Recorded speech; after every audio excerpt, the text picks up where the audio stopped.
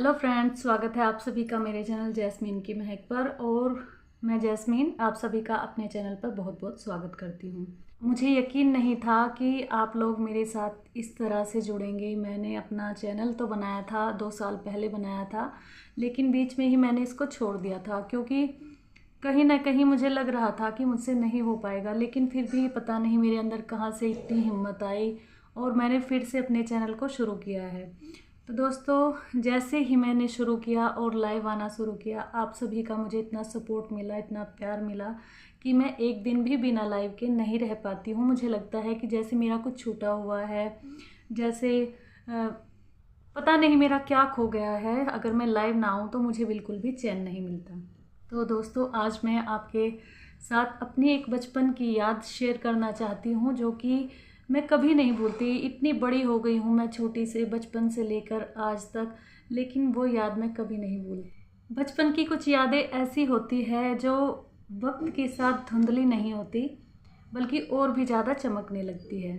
याद है मेरे बचपन की, मेरे सुरों की और मेरी शामों की, जो कि आज मैं आपके साथ शेयर कर रही हूँ। तो प्लीज़, अगर आपको अच्छी लगे, आपको कहीं ना कहीं अगर रिलेट करे, तो प्लीज़ मुझे कमेंट ज़रूर करना।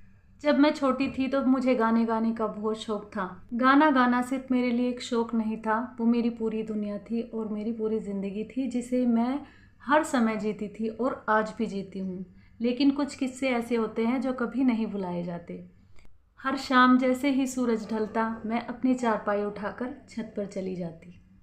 हल्की सी ठंडी हवा, आसमान में टिमटिमाते तारे, मैं बस यही मेरी दुनिया हुआ करती थी।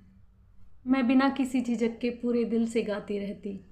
मुझे ये नहीं पता होता था कि मुझे कोई सुन रहा है या नहीं, बस मैं अपनी दुनिया में खोई रहती। उस समय ना कोई दिखावा था, ना कोई मंच था, बस मैं थी, मेरी आवाज़ थी और मेरा सुकून।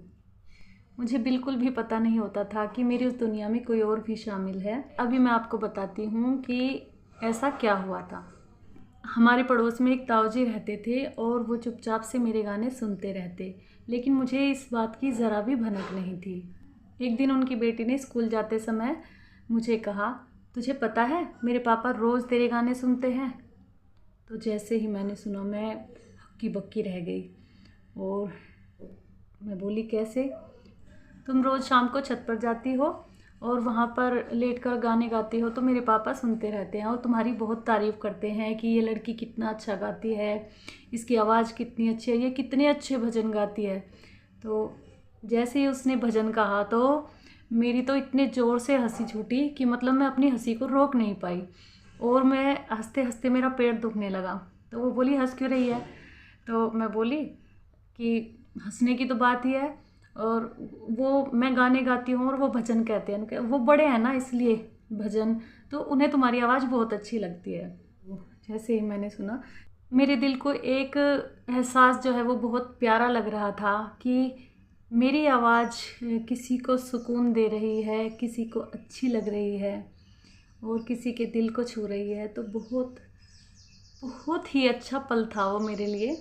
लेकिन उस दिन के बाद जब भी मैं उनके सामने से गुजरती, तो अचानक ही वही बात मेरे याद आ जाती और मैं वहाँ से हल्की सी मुस्कुराहट के साथ अपनी गर्दन नीचे करके, नज़रें झुका के वहाँ से बहुत जल्दी से निकल जाया करती थी, क्योंकि मुझे उनके सामने बहुत शर्म आती थी। बहुत बुज़ुर्ग थे वो।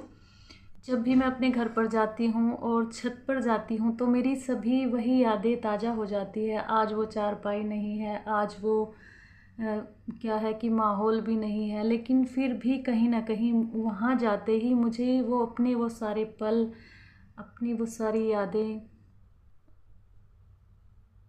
फिर से ताज़ा हो जाती है और मैं फिर से उन्हीं पलों को जीने लगती हूँ। कभी कभी सोचती हूँ कि ज़िंदगी में खूबसूरत चीज़ क्या होती है।